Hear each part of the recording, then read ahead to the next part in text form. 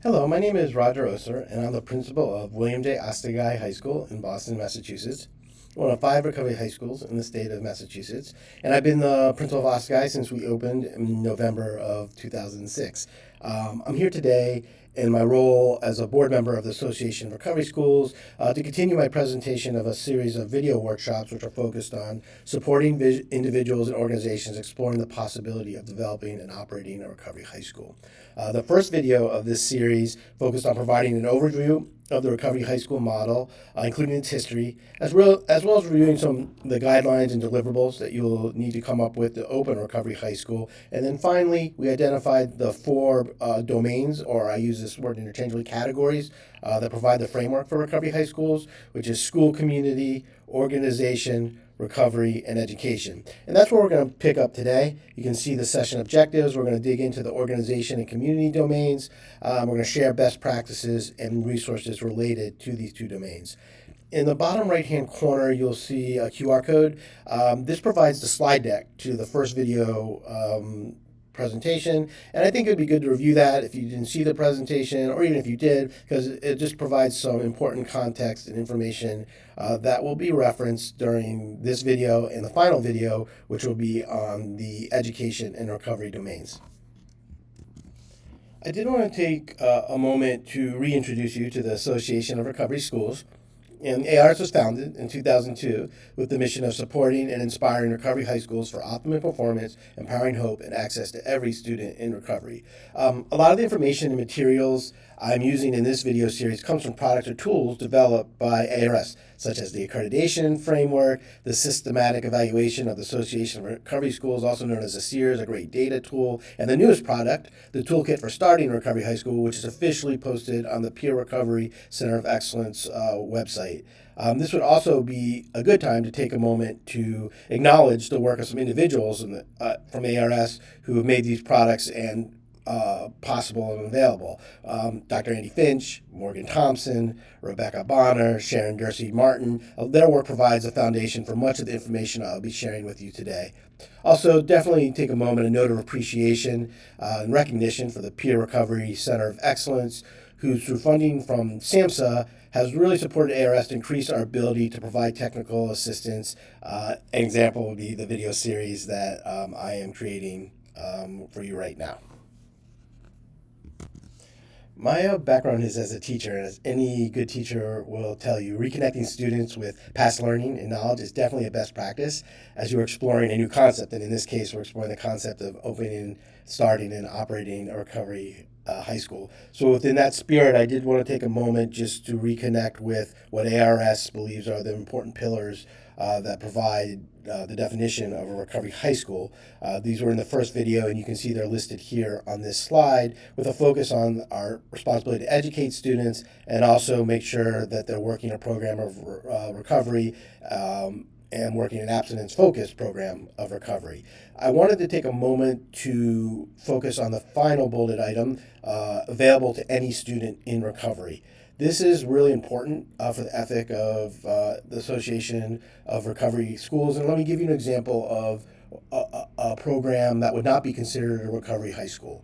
If you have a treatment program that has an education component, but the only young people who can access that component are the young people who are in that treatment program, that would kind of violate this tenet of the fifth bulleted item, available to any student in recovery, and we would not consider that a recovery school. Versus, let's compare it to Ostagai High. Complicated structure operated by a community-based organization in collaboration with the Boston Public Schools, have a formal agreement with a substance abuse provider. However, students can come not just from that substance abuse provider, they can come from anywhere in the community, school, the courts, any community-based referral. So that's, in that case, that's why Ostagai High would be considered a recovery school, because we're available to any student in recovery who's identified they've been impacted by substance misuse and they're willing to make change. As a new school, if you're kind of playing around with your model and wanting to make sure that you stay within the parameters of what's considered a recovery high school, well, just access that QR code in the bottom right-hand corner. It's a decision tree that was developed by Dr. Andy Finch. I shared it with you on the resource page at the end of the last presentation, and I'll do so again at the end of this segment. However, this might be a good time to just acknowledge that tool and make it accessible to you. As we start our examination of the first domain, which is school organization, let's make sure to connect with one of the best practices we highlighted in the last video, which is planning teams should be guided by the ARS accreditation framework from the outset. This framework identifies 4 domains or categories that provide the structure for Recovery High School: school organization, community, recovery, and education. Within each of those domains, there are 6 standards, and you can see those standards here for the organization domain. And each one of those standards has a series of indicators. This is the lens that we're going to use to look at all 4 of these domains in this video for organization and community, and in the final video for education and recovery. And once again, we're just hammering home the importance of using some of the tools that ARS has provided to help you if you're looking to start or operate Recovery High School, the accreditation framework being in the forefront of those.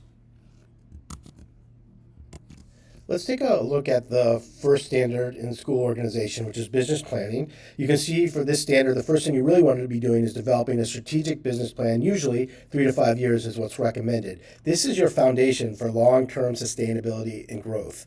I bolded and highlighted within this standard and some of the indicators the concept of autonomy, which I think is very important. The collaborations for Recovery High Schools can be complicated and involve many partners. I gave you a little insight into the Boston collaboration with ABCD, with the Boston Public Schools, with a substance abuse foundation called the Gavin Foundation, with funding from the Department of Elementary and Secondary Education and the Department of Public Health. So you have a lot of different partners involved, and you want to make sure when you do your business plan, when you're starting to do your structure, that you set it up that especially your school leader is going to have the ability to run that school and make the decisions that he or she thinks are in the best interest for the school, for the students, for the families, and for the staff.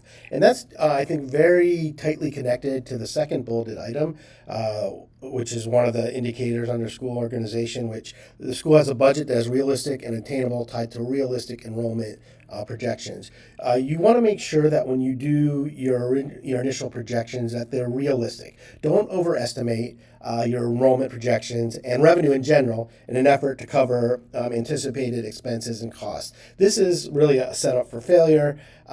So definitely err on the side of caution. And also at this point, when you're doing your business plan, your strategic plan, look at your ability to diversify funding sources. So for example, at Ostagai, in addition to getting money for students based on enrollment, we get money from schools. We also get money from the Department of Public Health, the Department of Elementary and Secondary Education. So when you have diversified funding streams, it makes the sustainability puzzle a little bit easier to put together. The second standard for school organization is board involvement. What a board will look like from school to school might vary, but it's very important that it's in place and clearly defined during the design and implementation process.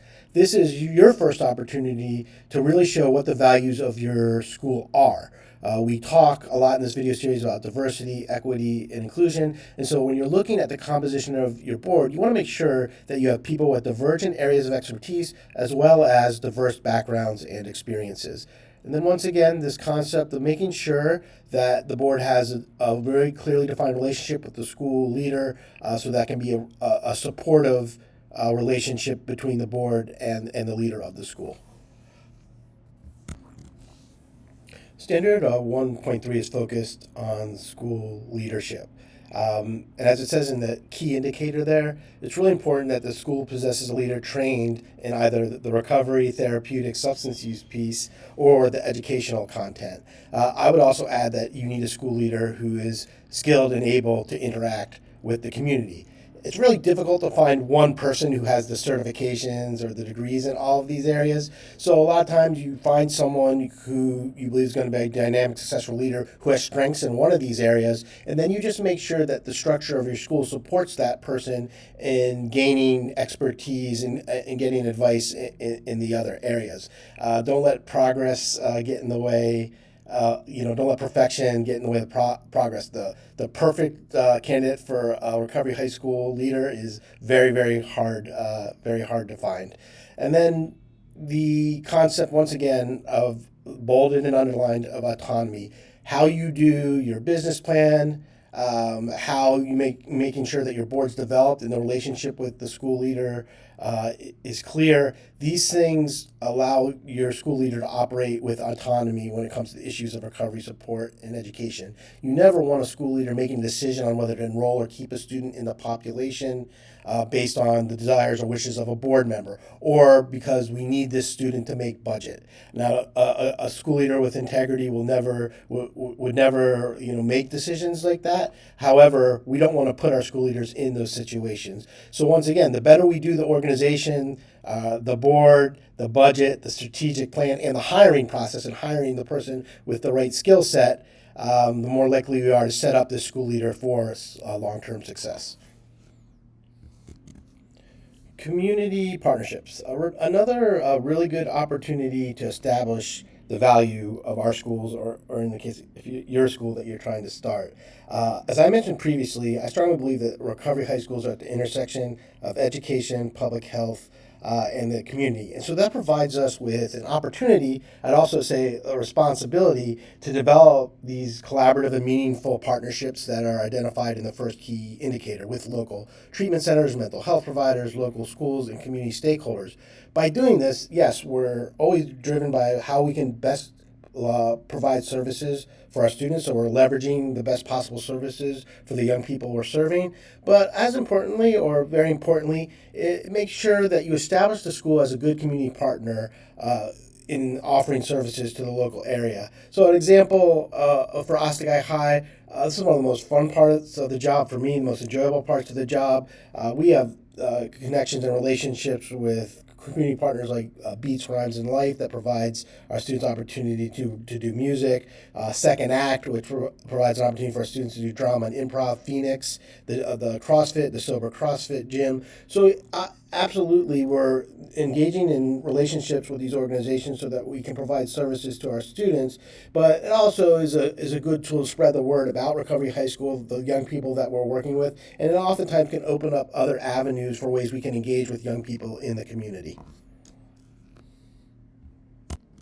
Public relations and privacy issues.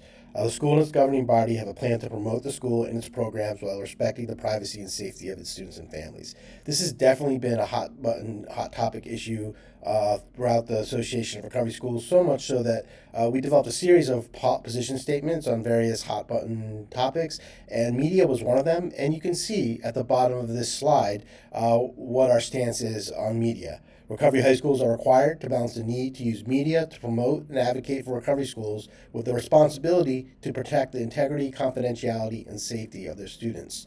So you can see the key indicators I chose to highlight for this standard are related to that. That, as a school, you definitely need to and want to have a public relations plan that you're using to promote the school, with in the local community as well as for potential students. But equally, if not more important, it has to be a really clearly defined policy that protects the privacy and safety of students and families, particularly making sure that they're aware of the consequences that can come along with putting out your story in the media. And one story that always kind of continues to this day. It was very early in the stages of Ostagai High. It was a young man who was highlighted by one of the local newspapers for his involvement in a summer program. And for some reason, they used his last name, which we always advise students not to. I think maybe they asked him, and he said, "Oh, it's okay."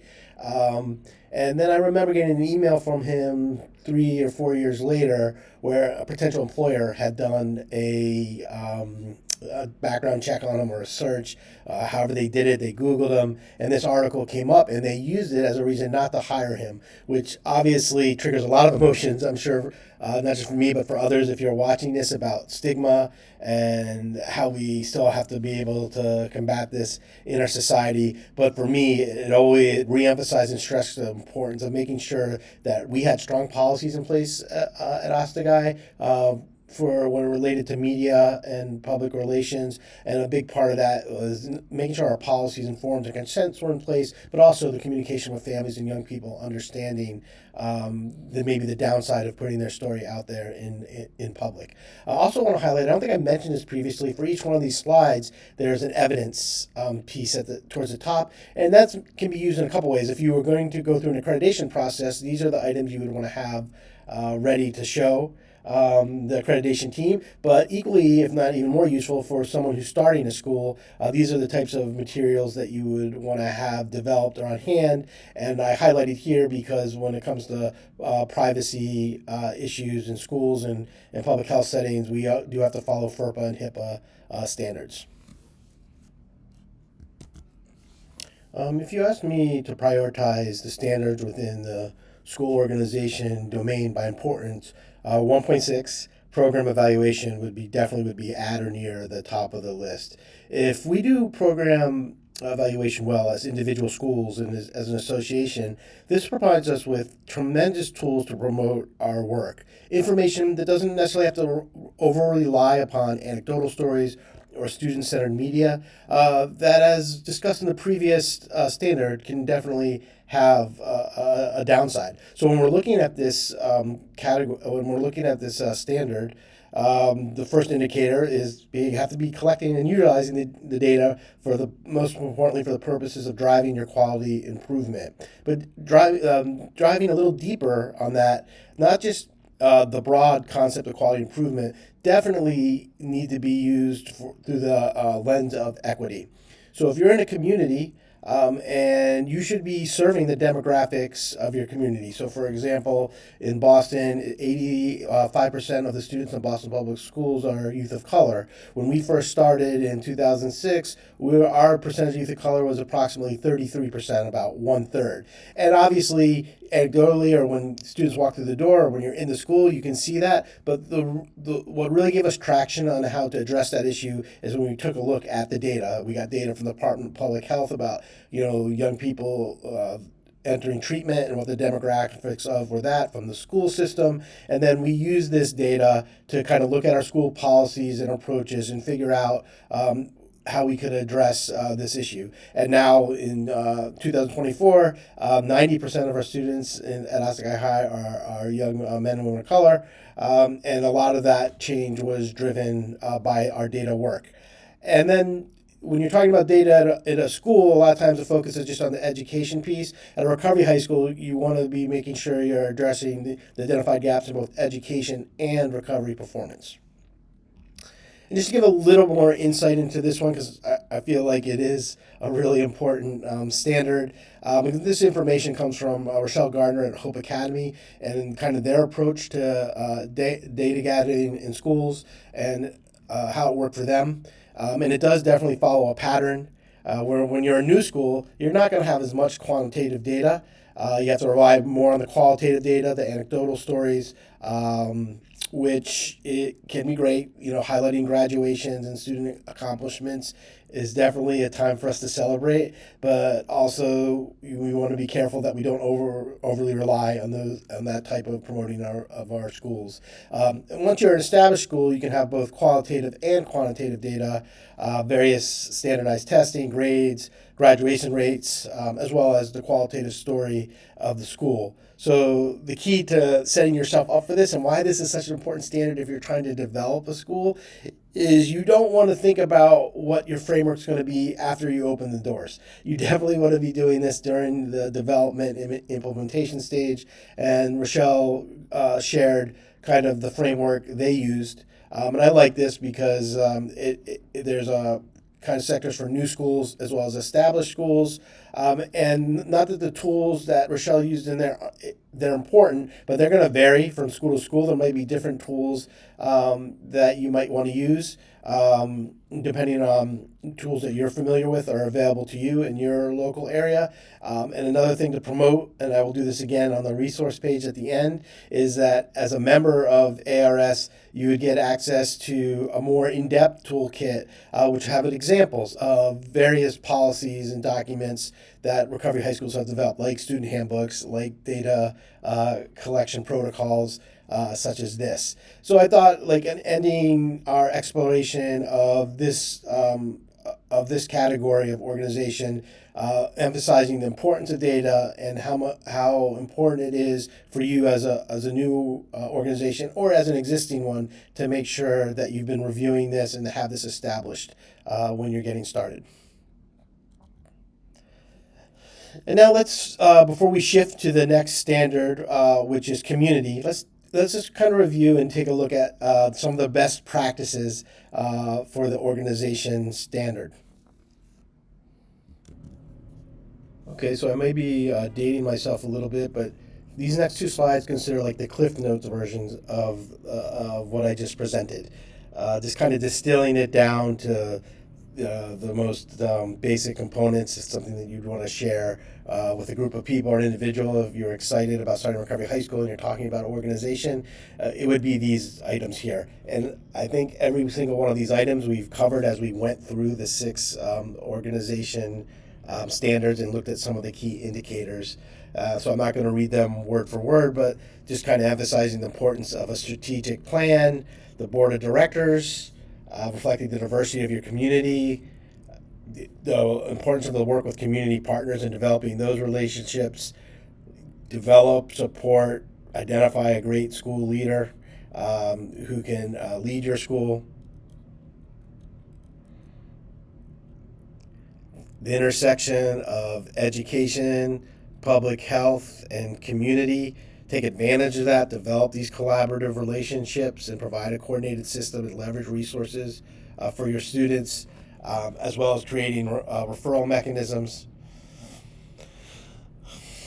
Definitely want to, in the organization stage, be making sure that you're promoting the diversity of your school for race, ethnicity, and gender. Remember, for Recovery High Schools, it's not good enough if they're working well for one population or one segment of your community. They have to be accessible to all. And that's an ethic and a dynamic that I would put up there at the top of the list to be thinking about as you're starting and organizing a Recovery High School. And then what we were just talking about at the end, implementing regular evaluation of the academic and therapeutic programs for continuous program improvement.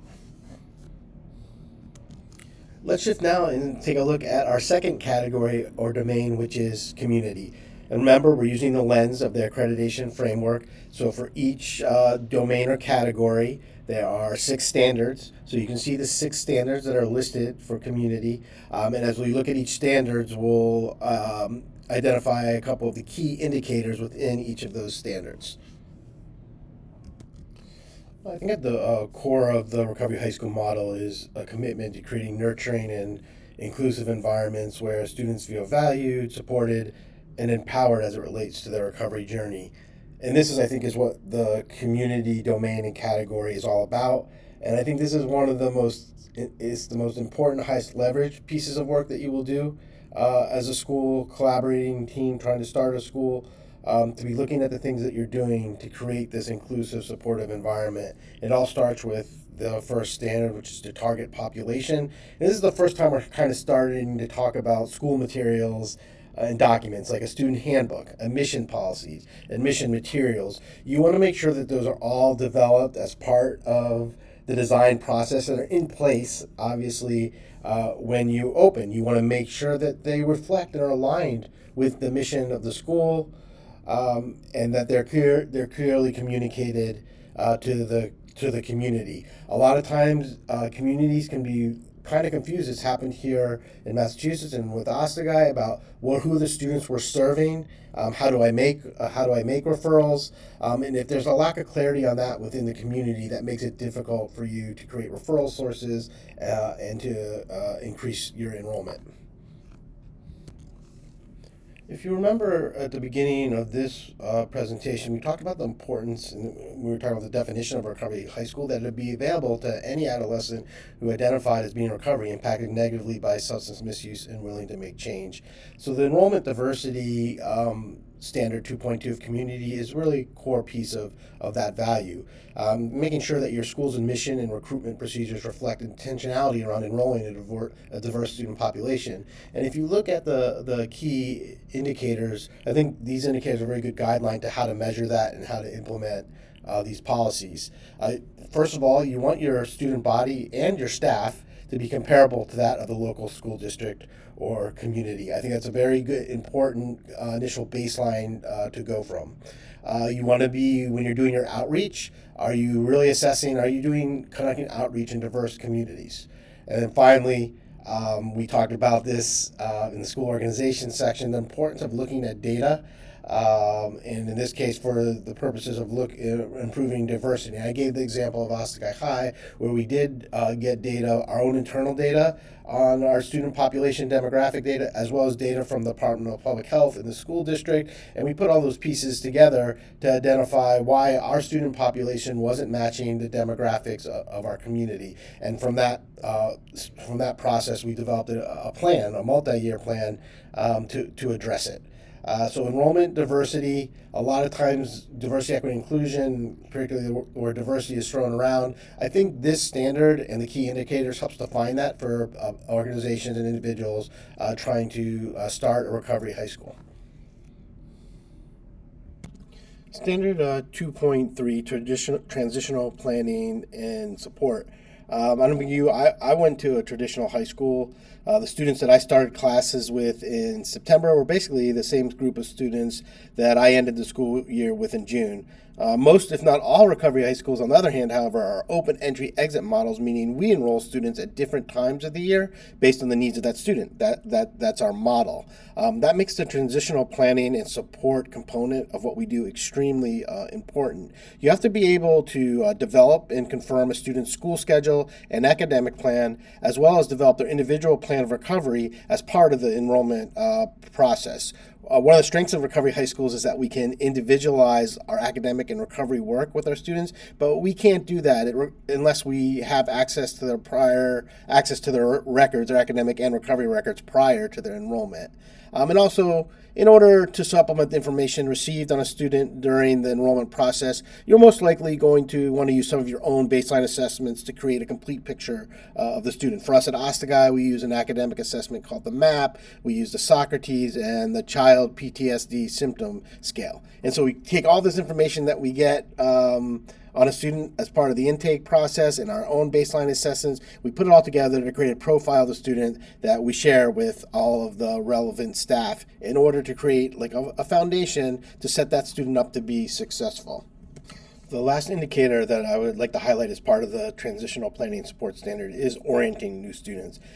Let's simplify this. Just put yourself in the shoes of a young person who's coming into a school maybe in February after having struggled at their old school with substance misuse. Maybe they've gotten an intervention. Hopefully they've gotten an intervention, some support, maybe even an intensive intervention like residential treatment, and they're coming into this new environment in the middle of the school year. Obviously, just talking about it gives me some fear and some anxiety thinking about it, so put yourselves in the shoes of an adolescent. So it's really important for us to be thinking very, very specifically about the steps we take from the moment a student walks through our doors for the first time to make them feel comfortable. And the advantage we have is we have a school full of young people who've gone through similar experiences. So use your young people. A lot of schools have some sort of peer mentor sort of setup. But the staff, the students, creating that type of family environment, acknowledging fear and anxiety that comes along with change. And once again, transition planning and support is all about setting the foundation for a student and a family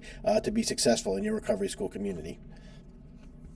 Standard 2.4, climate and culture. The school utilizes constructive rather than punitive practices that aim to generate and restore a sense of well-being among students and staff. We want to ensure that restorative practices that foster a sense of accountability and growth are at the core of our school's behavioral policies. It puts students at the center of the process and allows them to reflect upon their actions and, if necessary and appropriate, make amends to restore themselves to the community. It is really important, as indicated in the second bulleted item, that the expectations and outcomes for student behavior are clearly stated. But I think it's equally, if not more important, and it works better if these norms are created collectively by the staff and the students and not prescribed by the school administrator. If we can get our students in the habit of reflecting upon their actions, understanding how their behaviors impact others, and making a conscious effort to restore themselves to the community, that will allow for the overall creation a sense of well-being in the community and support students in achieving both their academic and recovery goals, which is definitely directly connected to the third key indicator there, which is student behavior policy aligns with recovery values. Parental engagement is a key component of creating community and recovery high schools, and I think the key word is partnership. Our goal is, like with the parent, guardian, or caring adult, we're looking to create a partner in this journey for their young person that they're representing. And some of the key indicators are, I think, pretty common sense. Frequent communication with parents and guardians, and this starts at the beginning of the process from intake, the orientation, not just once they're enrolled. Parents and guardians should feel welcome to visit the school and to provide feedback. The ability for students, for parents to feel comfortable providing feedback is extremely important and should be made available to them in a variety of ways. And then providing trainings and support for parents and guardians to be part of their child's recovery. I know at Ostagai, we have a substance abuse partner that's part of our collaboration, and we do monthly trainings on various subjects. Actually, we let the parents pick the topic similar to what we're trying to do with the students and creating a peer-driven community. We want to create a community for the parents where they can rely upon reach out and support one another. And part of that is providing them with information. So parental involvement is one of the things that I think a lot of schools would say is nice to have. We would like to have it, especially in larger schools, but we just don't have the time or the staff. At Recovery High Schools, it's actually absolutely essential component. You should know the student's parents and guardians and caring adults as well as you know the student, so that we can partner on this journey together with the young people as they're moving forward on both their academics and their recovery.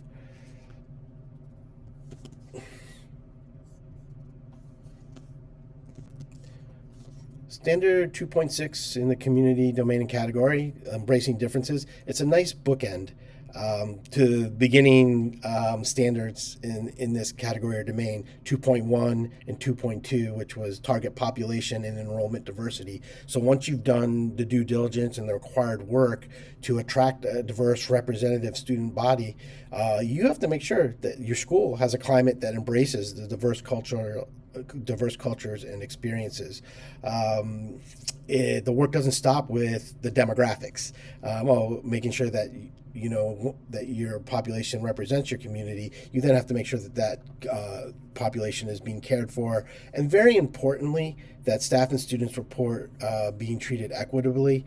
I think a big part of that is feedback. We've talked about feedback in different ways. Data is a source of feedback. We're just talking about it in the context of parents getting feedback from parents. But in this case of talking about diversity and acceptance, we want to make sure we get feedback from students and staff so that what we think is happening as a school leader or as a school leadership team or their collaborating team is actually aligned with what the students and the staff think is happening as well. At the end of the school organization domain, we took a look at some best practices. Now let's take a moment to do that for the community domain. And this slide is just an organic, it's from providers themselves. This is from a workshop, I believe, that we did that was done at one of the Recovery High School conferences. We're talking about this domain community, and people were just sharing with each other what are the things that they were doing in their schools to create community. So I know we just kind of went through the standards and the indicators, but sometimes it's nice just to take a step back and just look at some practices without having to necessarily align it with a standard or an indicator. And I want to stress these are not like evidence-based best practices. These are things that are coming from providers, from schools, from teachers, from school leaders themselves and what they do in their schools. And I'm not going to read through the list, but you can take a look. We've actually kind of hit upon a lot of these things in our discussion of this domain. But I wanted to put this slide in there because it's one of the most important things we do. Yes, we have to do business plans and we have to develop, budgets, and we have to come up with policies and procedures and confidentiality policies and HIPAA and FERPA, but none of that makes sense. Like when you're talking about the why and why we do this work, if it's not connected to this, like we're doing all that work to come up with the policies and procedures so we can create a safe, welcoming space for our students and their families to thrive. And I think here are some really good suggestions that you can review and take with you, whether you're starting a school or you're reevaluating the things you do in your current school.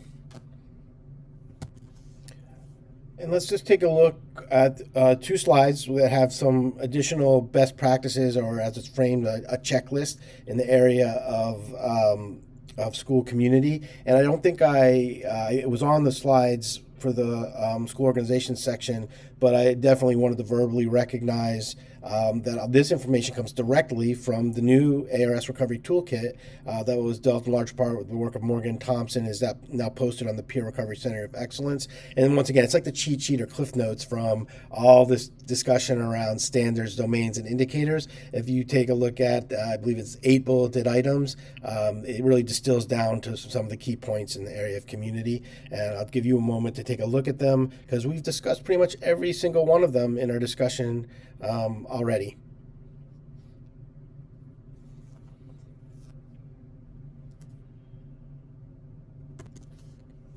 Here are the final 4 best practices when it comes to creating school community.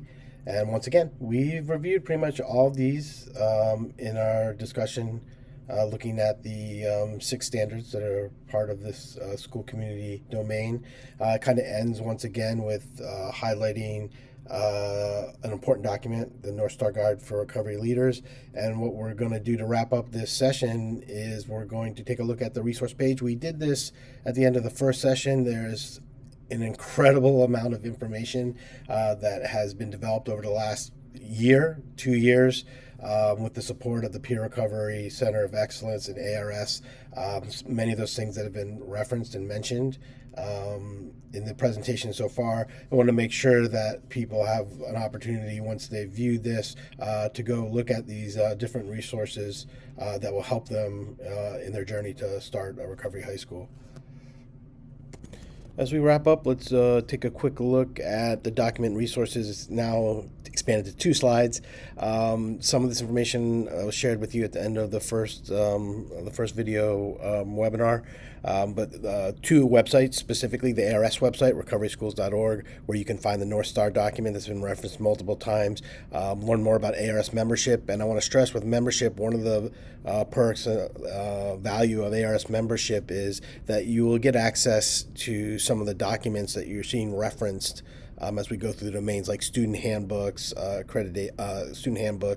admission protocols. When we get into recovery and education, relapse plans, return to use relapse plans, or recovery plans, you'll get to access examples of these, as well as you can learn more about the accreditation overview. And then the peerrecoverynow.org website, Peer Recovery Center of Excellence, referenced the toolkit for starting Recovery High School, can now be found there. It's linked in this presentation, but you can also just go to the product library and type it in and it'll come up. And then there's a series of videos that I think are very valuable that are also on that website. There's a video on how to collect data, an in-depth look at the accreditation process, and then a series of webinars, justice, equity, diversity, and inclusion webinar series that are, I think, of a lot of value for people to review in the context of this video series of starting a Recovery High School. And then these QR codes were for resources that connected you with at the end of the last presentation, the Recovery High School information sheet, developed by Dr. Andy Finch, a must-have for anyone who's looking to start a Recovery High School, and it's definitely something you can share with people in your group, provide you a really good baseline of information about the history and current situation for Recovery High Schools. That also by Dr. Andy Finch, the Recovery High School Criteria Evaluation document. It's a document that will allow you as a new school to, as you're making decisions on your student population and the rules and processes you're going to have in place for enrolling students, making sure you're staying within the guidelines of being considered a Recovery High School. And then this next one is a way for you to take the SEERS, the Systematic Evaluation of Association of Recovery Schools, this new data tool that's been developed, a way for you to kind of familiarize yourself, actually walk through and take it yourself, which leads into that'll become of more value because it'll be actually discussed in our last video webinar session, which is going to look at recovery and education domains. And when we talk about recovery, we're actually going to look, we've mentioned SEER several times, we'll actually take a look at it, and then you have that QR code that would allow you to explore it and learn about it firsthand. So thank you very much for being part or viewing the second session, which was focusing on school organization and community, and look forward to reconnecting with you to talk about the final 2 domains, recovery and education.